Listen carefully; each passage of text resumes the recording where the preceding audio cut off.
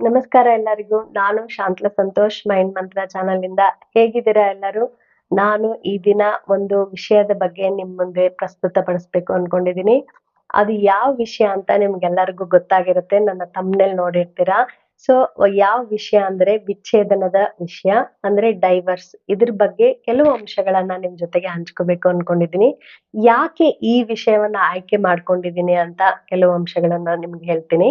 ಈಗ ಪ್ರಸ್ತುತ ಪರಿಸ್ಥಿತಿಯಲ್ಲಿ ಹಲವಾರು ನಾವು ವಿಚ್ಛೇದನಗಳನ್ನ ನೋಡ್ತಾ ಇದೀವಿ. ಅವು ಕಾರಣ ಏನೇ ಇರಬಹುದು. ಅಂದ್ರೆ ನಮಗೆ ಕಾರಣಗಳು ಚಿಕ್ಕದಾಗಿ ಕಂಡ್ರೂ ಸಹ ಯಾರು ವಿಚ್ಛೇದನವನ್ನ ಪಡ್ಕೊಳ್ಬೇಕು ಅಂತಿರ್ತಾರೋ ಆ ಕಾರಣಗಳು ಅವ್ರಿಗೆ ನಿಜವಾಗ್ಲೂ ದೊಡ್ಡದಾಗಿ ಕಾಣಿಸ್ತಾ ಇರುತ್ತೆ. ಸೊ ಈ ಒಂದು ವಿಚ್ಛೇದನವನ್ನ ಪಡೆದುಕೊಳ್ಳುವುದಕ್ಕೆ ಮುಂಚೆ ಯಾವೆಲ್ಲ ಕೆಲವು ಅಂಶಗಳನ್ನ ಗಮನದಲ್ಲಿಟ್ಕೋಬೇಕು, ಇದ್ರಿಂದ ಹೇಗೆ ನಮ್ಮ ಮಾನಸಿಕ ಆರೋಗ್ಯವನ್ನ ಕಾಪಾಡಬಹುದು, ಸಂತೋಷವಾಗಿರಬಹುದು ಅನ್ನೋದನ್ನ ಕೆಲವು ಅಂಶಗಳನ್ನ ಈಗ ನೋಡೋಣ. ನಾವು ಇಲ್ಲಿ ವಿಚ್ಛೇದನವನ್ನ ಪಡೆಯಲು ಕೆಲವು ಪ್ರಮುಖ ಅಂಶಗಳು ಯಾವುವು ಅಂತ ನೀವು ಕೇಳಿದ್ರೆ, ಮೊದಲನೇದಾಗಿ ಬರೋದೇ ವೈಯಕ್ತಿಕ ಭಿನ್ನಾಭಿಪ್ರಾಯಗಳು. ಈ ಒಂದು ಕಾರಣದಿಂದ ಹಲವಾರು ಸಾವಿರಾರು ಪ್ರಕರಣಗಳು ವಿಚ್ಛೇದನಕ್ಕೆ ಹೋಗ್ತಾ ಇದೆ. ವೈಯಕ್ತಿಕ ಭಿನ್ನಾಭಿಪ್ರಾಯಗಳು ಅಂದ್ರೆ ಇಲ್ಲಿ ಗಂಡ ಹೆಂಡತಿ ಅಂದ್ರೆ ದಂಪತಿಗಳ ಇಬ್ರಲ್ಲೂ ಸಹ ಅಭಿಪ್ರಾಯಗಳು ಬೇರೆ ಬೇರೆ ಆಗಿರತ್ತೆ. ಇವ್ರಿಗೆ ಇಷ್ಟ ಆಗಿರುವ ಕೆಲವು ವಸ್ತುಗಳು ಇವ್ರಿಗೆ ಇಷ್ಟ ಆಗಿರಲ್ಲ. ಇವ್ರು ಇದು ಸರಿಯಾಗಿದೆ ವಿಷಯ ಅಂದಾಗ ಇವ್ರಿಗೆ ಇದು ಸರಿ ಇಲ್ಲ ಅಂತ ಹೇಳ್ತಾರೆ. ಹೀಗೆ ಯಾವ್ದಾದ್ರೂ ವಿಷಯದ ಬಗ್ಗೆ, ನಡವಳಿಕೆಗಳ ಬಗ್ಗೆ ಅಥವಾ ದಿನಚರಿಯಲ್ಲಿ ಇರಬಹುದು, ಆಲೋಚನೆಗಳಲ್ಲಿ ಇರ್ಬಹುದು, ಹೀಗೆ ಹಲವಾರು ವೈಯಕ್ತಿಕ ಭಿನ್ನಾಭಿಪ್ರಾಯಗಳಿಂದ ವಿಚ್ಛೇದನಗಳ ಪ್ರಕರಣಗಳು ದಿನದಿಂದ ದಿನಕ್ಕೆ ಜಾಸ್ತಿ ಆಗ್ತಾ ಇದೆ. ಇದಲ್ದೇನೂ ಸಹ ಹಲವಾರು ಪ್ರಕರಣಗಳು ಅಂದ್ರೆ ಸರಿಯಾದ ಕಾರಣಗಳು ಅಂತ ನಾವು ನೋಡೋದಾದ್ರೆ, ಯಾವ್ದಾದರೂ ಮಾನಸಿಕ ಕಾಯಿಲೆ ಇರಬಹುದು ಅಥವಾ ಆರ್ಥಿಕ ಮುಗ್ಗಟ್ಟು ಇರಬಹುದು. ಹೀಗೆ ಬೇರೆ ಬೇರೆ ಕಾರಣಗಳು ಹಲವಾರು ಇದೆ ವಿಚ್ಛೇದನಕ್ಕೆ ಹೋಗೋದಕ್ಕೆ. ದಂಪತಿಗಳಿಬ್ರೂ ಸಹ ವಿಚ್ಛೇದನಕ್ಕೆ ಹೋಗ್ತಾ ಇದ್ದಾರೆ ಅಂದ್ರೆ ಮೊದಲನೇ ಕಾರಣ ನಾವು ನೋಡೋದಾದ್ರೆ ಹಲವಾರು ಕುಟುಂಬಗಳಲ್ಲಿ ವೈಯಕ್ತಿಕ ಭಿನ್ನಾಭಿಪ್ರಾಯಗಳು ಇದನ್ನೇ ತುಂಬಾ ಪ್ರಮುಖವಾಗಿ ನಮಗ್ ಕಾಣಿಸ್ತಾ ಇದೆ. ಸೊ ಈ ಒಂದು ವಿಚ್ಛೇದನವನ್ನ ತಡೆಗಟ್ಟಲು ಕೆಲವು ಅಂಶಗಳನ್ನ ನಾವು ಗಮನದಲ್ಲಿಟ್ಕೊಂಡ್ರೆ ಇದರಿಂದ ನಾವು ಹೊರಗ್ ಬರ್ಬಹುದು. ಸಮಾಜದಲ್ಲಿ ವಿಚ್ಛೇದನಗಳ ಪ್ರಮಾಣ ಸ್ವಲ್ಪ ಕಡಿಮೆ ಆಗ್ಬಹುದು ಅಂತ ನನಗನ್ನಿಸ್ತಾ ಇದೆ. ಸೊ ಯಾಕೆ ಈ ಒಂದು ವಿಚ್ಛೇದನಗಳ ಪ್ರಕರಣಗಳನ್ನು ಕಡಿಮೆ ಮಾಡ್ಬೇಕು ಅಂತ ನಾವು ನೋಡಿದಾಗ, ನಿಮ್ಗೆಲ್ಲರಿಗೂ ಗೊತ್ತು ನಮ್ಮ ಭಾರತ ದೇಶದಲ್ಲಿ ಗೃಹಸ್ಥ ಆಶ್ರಮಕ್ಕೆ ಒಂದು ಮೌಲ್ಯಯುತವಾದ ಒಂದು ಸ್ಥಾನವನ್ನ ನಾವು ಕಲ್ಪಿಸಿಕೊಟ್ಟಿದೀವಿ. ಈಗ ಅಂತಲ್ಲ, ನಮ್ಮ ಋಷಿ ಮುನಿಗಳು ದೇವಾನುದೇವತೆಗಳು ಗೃಹಸ್ಥಾಶ್ರಮದಲ್ಲಿರುವವರಿಗೆ ಒಂದು ಗೌರವಯುತವಾದ ಮತ್ತು ಮೌಲ್ಯಯುತವಾದ ಒಂದು ಸ್ಥಾನವನ್ನ ಕೊಟ್ಟಿದ್ದಾರೆ. ಇಲ್ಲಿ ಗಂಡ ಹೆಂಡತಿ ಮಕ್ಕಳು ಬಂಧು ಬಾಂಧವರು ಎಲ್ಲಾ ಕಾಲದಲ್ಲಿಯೂ ಸಹ ಎಲ್ಲರೊಂದಿಗೂ ಕೂಡಿ ಸಮಾಧಾನವಾಗಿ ಜೀವನವನ್ನು ನಡೆಸುವಂತಹ ಒಂದು ಸ್ಥಾನ ಒಂದು ಗೃಹದಲ್ಲಿ ಇರುತ್ತೆ. ಗೃಹಸ್ಥಾಶ್ರಮ ಇದಕ್ಕೆ ಒಂದು ಮೌಲ್ಯಯುತವಾದ ಒಂದು ಸ್ಥಾನ ಈಗಿನಿಂದ ಅಲ್ಲ, ಹಿಂದಿನ ಕಾಲದಿಂದಲೂ ಸಹ ನಾವು ಪಡ್ಕೊಂಡ್ ಬಂದಿದೀವಿ. ಇದು ನಮ್ಮ ಭಾರತ ದೇಶದ ಅತ್ಯಮೂಲ್ಯವಾದಂತಹ ಒಂದು ವಿಷಯ. ಗೃಹಸ್ಥ ಅಂದ್ರೆ ಮದುವೆ ಆದ್ಮೇಲೆ ಗಂಡ ಹೆಂಡತಿ ಮಕ್ಕಳು ಮತ್ತು ಬಂಧು ಬಾಂಧವರ ಜೊತೆಗೆ ಕೂಡಿ ಬಾಳೋದು. ಸೊ ಇದರಲ್ಲಿ ಕೆಲವೊಂದ್ಸರಿ ನಾವು ಯಾವ್ದಾದ್ರು ಒಂದು ಕಾರಣದಿಂದ ವಿಚ್ಛೇದನವನ್ನ ಪಡ್ಕೊಳ್ತೀವಿ. ಅಂದ್ರೆ ಗಂಡ ಹೆಂಡತಿ ಬೇರೆ ಬೇರೆ ಆಗೋದು ಕಾನೂನಾತ್ಮಕವಾಗಿ. ಸೊ ಇದನ್ನ ಹೇಗೆ ತಡೆಗಟ್ಟಬಹುದು? ಇದಕ್ಕೆ ಕಾರಣಗಳು ಬಹಳ ಇದೆ. ಆದರೆ ನಾವು ವಿಚ್ಛೇದನ ಪಡೆದುಕೊಳ್ತಿರ್ಬೇಕಾದ್ರೆ ಕಾರಣ ಸರಿ ಇದೆಯಾ ಅನ್ನೋದನ್ನ ಆಲೋಚನೆಯನ್ನ ಮಾಡ್ಬೇಕಾಗತ್ತೆ. ಸೊ ಈ ಒಂದು ವಿಚ್ಛೇದನ ಪಡೆದುಕೊಳ್ಳೋದಕ್ಕೆ ಮುಂಚೆ ಅದು ನಮ್ಮ ಒಂದು ದೈಹಿಕ ಸೌಂದರ್ಯ, ಆರ್ಥಿಕವಾಗಿ ಸಬಲರಾಗಿದ್ದೀರೋ ಅಥವಾ ಬೇರೆಯವರನ್ನ ನಾವು ಹೋಲಿಕೆ ಮಾಡ್ಕೊಂಡು ಅವ್ರ ತರ ನಾವು ಜೀವನ ಮಾಡಕ್ ಆಗ್ತಾ ಇಲ್ಲ, ಈ ತರದ ಕಾರಣಗಳಿಂದ ನಾವು ವಿಚ್ಛೇದನವನ್ನ ಪಡೆದುಕೊಳ್ತಾ ಇದ್ರೆ ಇದು ನಿಜವಾಗ್ಲೂ ತಪ್ಪಾಗತ್ತೆ. ಯಾವ್ದಾದ್ರು ಒಂದು ಪ್ರಮುಖ ಕಾರಣ ಅಂದ್ರೆ ಮಾನಸಿಕವಾಗಿ ಯಾವ್ದಾದ್ರು ಕಾಯಿಲೆ ಇದ್ರೆ, ಗೊತ್ತಿಲ್ದೇನೆ ಮದ್ವೆ ಆಗಿದ್ದಿದ್ರೆ ಅಥವಾ ಇನ್ನೂ ಹಲವಾರು ಕಾರಣಗಳು ಸರಿಯಾದ ಕಾರಣಗಳಿದ್ರೆ ವಿಚ್ಛೇದನ ಪಡೆದುಕೊಳ್ಳೋದಕ್ಕೆ ಸರಿ. ಆದರೆ ಕೆಲವು ವಿಷಯಗಳು ಅಂದ್ರೆ ಆರ್ಥಿಕವಾಗಿ ಬೇರೆಯವರನ್ನ ಹೋಲಿಸ್ಕೊಂಡು, ದೈಹಿಕ ಸೌಂದರ್ಯವನ್ನ ಬೇರೆಯವರಿಗೆ ಹೋಲಿಸ್ಕೊಂಡು ಅಥವಾ ನಮ್ಮ ಒಂದು ಜೀವನ ಶೈಲಿಯನ್ನ ಬೇರೆಯವರಿಗೆ ಹೋಲಿಸ್ಕೊಂಡು ನಾವು ಆತರ ಇರಕ್ಕಾಗಲ್ಲ, ವಿಚ್ಛೇದನ ಪಡೆದುಕೊಂಡು ಆಮೇಲೆ ಆತರ ಜೀವನವನ್ನ ಮಾಡೋಣ, ಈ ತರದ ಆಲೋಚನೆಗಳಿಂದನೂ ಸಹ ಹಲವಾರು ವಿಚ್ಛೇದನಗಳನ್ನ ಪಡೆದುಕೊಳ್ತಾ ಇದ್ದಾರೆ. ಈಗ ಸಾವಿರಾರು ಪ್ರಕರಣಗಳು ಹೊರಗ್ ಬರ್ತಾ ಇದೆ ಆ ತರದ್ದು.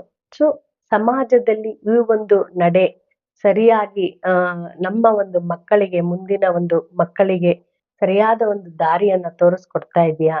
ನಾವು ಮಾಡಿದ ಕೆಲವು ಕೆಲಸಗಳು ಮುಂದೆ ಅವರಿಗೂನು ಸಹ ಹೌದು ನಾವು ಪಡ್ಕೊಳ್ಬಹುದು, ಹೇಗ್ ಬೇಕೋ ಹಾಗೆ ಜೀವನವನ್ನ ನಡೆಸಬಹುದು ಅಂತ ಆಲೋಚನೆಗೆ ಗುರಿ ಮಾಡ್ತಾ ಇದೀಯಾ ಮಕ್ಕಳನ್ನು ಸಹ? ಈ ತರದ ವಿಷಯಗಳನ್ನು ಆಲೋಚನೆ ಮಾಡಿದಾಗ ನಾವು ವಿಚ್ಛೇದನವನ್ನ ಪಡಿಬೇಕಾದ್ರೆ ಯಾವುದು ಸರಿ ಯಾವುದು ತಪ್ಪು ಅನ್ನೋದನ್ನ ಆಲೋಚನೆ ಮಾಡ್ಬೇಕಾಗತ್ತೆ.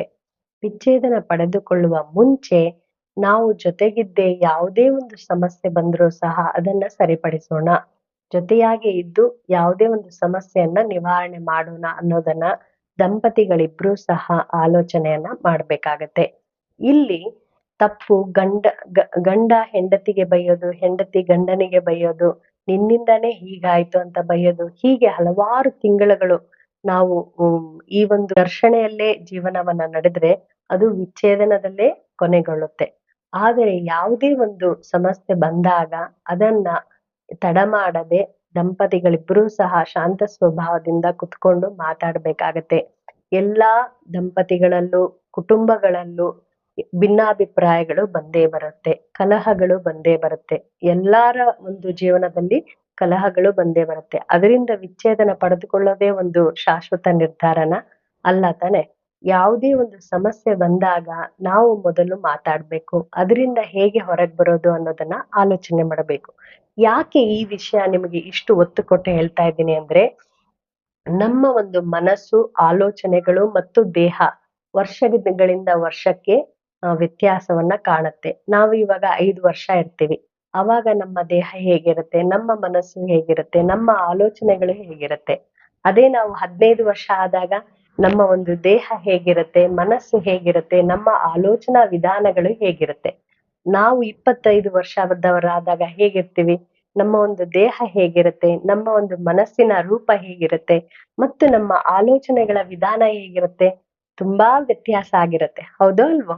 5 ವರ್ಷ ಇದ್ದಾಗ, 15 ವರ್ಷ ಇದ್ದಾಗ, ಆಮೇಲೆ 25 ವರ್ಷ ಆದಾಗ, ನಾವು ಮದ್ವೆ ಬಂದಾಗ ನಮ್ಮ ಅಂದ್ರೆ ಆ ಒಂದು ವರ್ಷದಲ್ಲಿ ದೇಹ, ಮನಸ್ಸು, ಆಲೋಚನೆಗಳು ಹೇಗಿರುತ್ತೆ, ಅವಾಗ್ಲೂ ಸಹ ವ್ಯತ್ಯಾಸವನ್ನ ಪಡೆದುಕೊಂಡಿರುತ್ತೆ. ಹೌದು ಅಲ್ವಾ? ಸೊ ಹೀಗೆ ನಾವು ಕೆಲವು ವರ್ಷಗಳಾದ್ಮೇಲೆ ನಮ್ಮ ಒಂದು ನಿರ್ಣಯ ತಪ್ಪಾದ ನಿರ್ಣಯ ಅಂತ ನಮಗೆ ಅನಿಸ್ಬಹುದು. ನಮ್ಮ ಆಲೋಚನೆಗಳು ಸರಿ ಅಂತ ನಾವು ಅನ್ಕೊಂಡಿದ್ದು ಕೆಲವು ವರ್ಷಗಳಾದ್ಮೇಲೆ ನಮ್ಮ ಆಲೋಚನೆಗಳು ತಪ್ಪು ಅಂತನೂ ಸಹ ಅನಿಸ್ಬಹುದು. ನಮ್ಮ ದೇಹ, ಮನಸ್ಸು ಮತ್ತು ಆಲೋಚನೆಗಳು ಕೆಲವು ವರ್ಷಗಳಾದ್ಮೇಲೆ ವ್ಯತ್ಯಾಸವನ್ನ ಪಡೆದುಕೊಳ್ಳುತ್ತೆ. ಅಂದ್ರೆ ನಾವು ಮದ್ವೆ ಆದ್ಮೇಲೆ ಇವಾಗ ನಾವು ಒಂದು 30 ವರ್ಷಕ್ ಮದ್ವೆ ಆಗಿರ್ತೀವಿ ಅನ್ಕೊಳ್ಳಿ. 35, 30, 39 ಅಥವಾ 40 ವರ್ಷಕ್ಕೆಲ್ಲ ನಾವು 30 ವರ್ಷಕ್ಕೆ ಮದ್ವೆ ಆಗಿ 32 ವರ್ಷಕ್ಕೆಲ್ಲ ವಿಚ್ಛೇದನವನ್ನ ಪಡೆದ್ರೆ 39, 40 ವರ್ಷಕ್ಕೆ ನಮಗೆ ಆಲೋಚನೆ ಬರುತ್ತೆ. ನಮ್ಮ ದೇಹನೂ ಬೇರೆ ಆಗಿರತ್ತೆ ಅವಾಗ್ಲೇ. ನಮ್ಮ ಆಲೋಚನೆ ವಿಧಾನಗಳು ಬೇರೆ ಆಗಿರತ್ತೆ. ಆಗ ಅನ್ಸುತ್ತೆ ನಾನು ವಿಚ್ಛೇದನವನ್ನ ಪಡೆದುಕೊಳ್ಳಬಾರದಾಗಿತ್ತು. ನಾನು ಅದರಿಂದ ಹೊರಗ್ ಬರ್ಬೇಕಾಗಿತ್ತು. ನಾವಿಬ್ರೂ ಸಹ ಜೊತೆಗೆ ಇರ್ಬೇಕಾಗಿತ್ತು. ವೈವಾಹಿಕ ಜೀವನ ಚೆನ್ನಾಗಿರ್ತಾ ಇತ್ತು. ಸಮಸ್ಯೆಗಳು ಎಲ್ಲಾರ್ಗೂ ಬರುತ್ತೆ. ಜೊತೆಗಿರ್ಬೇಕಾಗಿತ್ತು ಅಂತ ಈ ಆಲೋಚನೆಗಳು ಬಂದೇ ಬರುತ್ತೆ. ನಮ್ಮ ಮನಸ್ಸು ಮತ್ತು ಆಲೋಚನೆಗಳು ಹಲವು ವರ್ಷಗಳಾದ್ಮೇಲೆ ವ್ಯತ್ಯಾಸಗಳನ್ನ ಪಡೆದುಕೊಳ್ಳುತ್ತೆ. ಯಾವುದು ಸರಿ ಅಂತ ನಾವು ಅನ್ಕೊಂಡಿರ್ತೀವೋ ಕೆಲವು ವರ್ಷಗಳಾದ್ಮೇಲೆ ಅವೇ ಆಲೋಚನೆಗಳು ನಮಗೆ ತಪ್ಪಾಗಿ ಕಾಣಬಹುದು. ಸೊ ಈ ಒಂದು ವಿಚ್ಛೇದನವನ್ನ ಪಡೆದುಕೊಳ್ಳುವ ಮುಂಚೆ ನೀವು ಸರಿಯಾದ ಒಂದು ಕಾರಣದಿಂದ ಈ ವಿಚ್ಛೇದನವನ್ನ ಪಡೆದುಕೊಳ್ತಾ ಇದ್ದೀರಾ ಅನ್ನೋದನ್ನ ಆಲೋಚನೆ ಮಾಡಿ. ಆಮೇಲೆ ಯಾವುದೇ ಒಂದು ಅಂದ್ರೆ ವಿಚ್ಛೇದನವನ್ನ ಪಡೆಯೋದಕ್ಕೆ ಮುಂಚೆ ವಿಚ್ಛೇದನವನ್ನ ಪಡೆಯೋದು ಬೇಡ, ನಾವಿಬ್ರೂ ಸಹ ಏನೇ ಒಂದು ಸಮಸ್ಯೆಯನ್ನು ಬಂದರೂ ಸಹ ಎದುರಿಸ್ತೀವಿ ಅನ್ನುವ ಒಂದು ಮಾನಸಿಕ ಸಮಾನವಾಗಿ ಇಬ್ರೂ ಸಹ ಆಲೋಚನೆಗಳನ್ನ ಮಾಡಿದ್ರೆ ಹಲವಾರು ವಿಚ್ಛೇದನಗಳನ್ನ ನಾವು ತಡೆಗಟ್ಟಬಹುದು.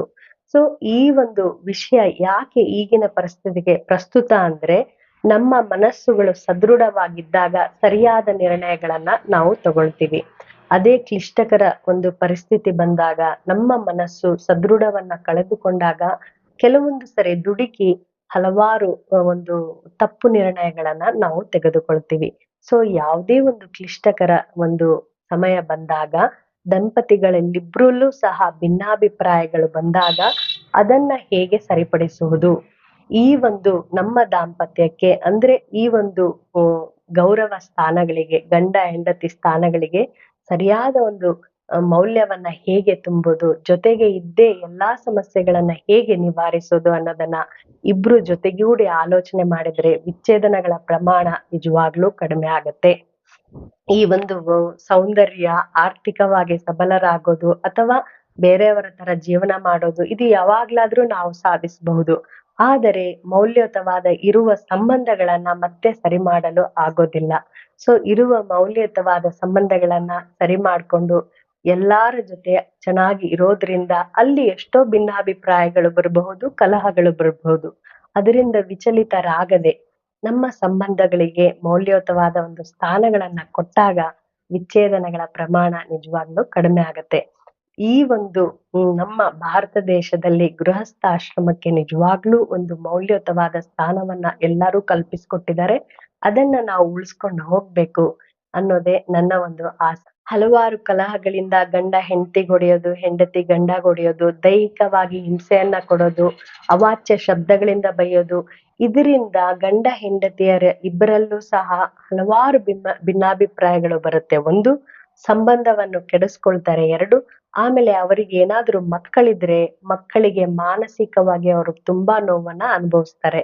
ಮಕ್ಕಳು ಇರುವಂತಹ ದಂಪತಿಗಳು ನಿಜವಾಗ್ಲೂ ಜೊತೆಗಿರ್ಬೇಕು. ಇದರಿಂದ ಮಕ್ಕಳಿಗೆ ಒಂದು ಒಳ್ಳೆಯ ಒಂದು ಸ್ಥಾನವನ್ನ ಅವ್ರು ಕೊಟ್ಟ ಹಾಗಾಗತ್ತೆ. ಎಲ್ಲಾ ಮಕ್ಕಳು ಸಹ ಎಷ್ಟೇ ಅವರು ಹೇಗೆ ಇದ್ರು ಸಹ ತಂದೆ ತಾಯಿಯಂದ್ರ ಜೊತೆಗಿರ್ಬೇಕು ಅನ್ನೋದೇ ಅವರ ಆಶಯ. ನೀವು ಯಾವುದೇ ಒಂದು ಮಗುವನ್ನ ಕೇಳಿ ತಂದೆ ತಾಯಿ ಜೊತೆಗಿಲ್ಲ, ಬೇರೆ ಬೇರೆ ಇರ್ತಾರೆ ಅಂದ್ರೆ ಅದಕ್ಕೆ ಅವರು ಒಪ್ಕೊಳ್ಳೋದಿಲ್ಲ. ನನಗೆ ತಂದೆ ತಾಯಿ ಇಬ್ರು ಬೇಕು, ಈಗ ಡೈವರ್ಸ್ ಆಗ್ತಾ ಇದೆ, ವಿಚ್ಛೇದನಕ್ಕೆ ಒಳಗಾಗ್ತಿದ್ದಾರೆ, ಇನ್ನೊಂದು ಸ್ವಲ್ಪ ತಿಂಗಳ ಆದ್ಮೇಲೆ ಬೇರೆ ಬೇರೆ ಇರ್ಬೇಕು ಅಂತ ನೀವು ಮಕ್ಳಿಗೆ ಹೇಳಿದಾಗ ಎಷ್ಟೋ ಮಕ್ಳು ಅಳ್ತಾರೆ. ಇದನ್ನ ನೋಡಿದಾಗ ಈ ಒಂದು ಕೆಲವು ಸಮಸ್ಯೆಗಳನ್ನ ನಾವು ಸರಿಪಡಿಸ್ಕೊಂಡು ನಾವು ಜೊತೆಗಿದ್ರೆ ಅಂದ್ರೆ ದಂಪತಿಗಳು ಜೊತೆಗಿದ್ರೆ ಇದರಿಂದ ಮಕ್ಕಳಿಗೆ ಒಂದು ಸಕಾರಾತ್ಮಕ ಬೆಳವಣಿಗೆಗೆ ಅನುಕೂಲ ಮಾಡ್ದಂಗೂ ಸಹ ಆಗತ್ತೆ. ಈ ಒಂದು ವಿಚ್ಛೇದನದಿಂದ ದಂಪತಿಗಳಿಬ್ರಲ್ಲೂ ಅಲ್ಲ, ಕುಟುಂಬಸ್ಥರಲ್ಲಿ ಮತ್ತು ಮಕ್ಕಳಲ್ಲಿ ತುಂಬಾ ನಕಾರಾತ್ಮಕ ಪರಿಣಾಮಗಳನ್ನ ಇದ್ರಲ್ಲಿ ನಾವು ಕಾಣ್ತೀವಿ. ಸೊ ಈ ಎಲ್ಲಾ ವಿಷಯಗಳನ್ನ ತಡೆಗಟ್ಟಲು ವಿಚ್ಛೇದನಗಳನ್ನ ಆದಷ್ಟು ಕಡಿಮೆ ಮಾಡ್ಬೇಕು. ಅದನ್ನ ತೆಗೆದುಕೊಳ್ಳುವ ಮುಂಚೆ ಕೆಲವು ಅಂಶಗಳನ್ನ ನಾವು ಗಮನದಲ್ಲಿಟ್ಕೋಬೇಕು. ಇದರಿಂದ ವಿಚ್ಛೇದನಗಳ ಒಂದು ಸಂಖ್ಯೆ ಕಡಿಮೆ ಆಗತ್ತೆ ಅಂತ ನನಗನ್ಸುತ್ತೆ. ಈ ವಿಷಯ ಹೇಗಿತ್ತು ಅಂತ ನೀವು ನನ್ಗೆ ಕಮೆಂಟ್ ಮೂಲಕ ತಿಳಿಸಿ. ಮತ್ತೆ ಮುಂದಿನ ಸತಿ ಒಂದು ಒಳ್ಳೆಯ ವಿಷಯದ ಜೊತೆ ನಿಮ್ ಮುಂದೆ ಇರ್ತೀನಿ. ಅಲ್ಲಿವರೆಗೂ ನಮಸ್ಕಾರಗಳು.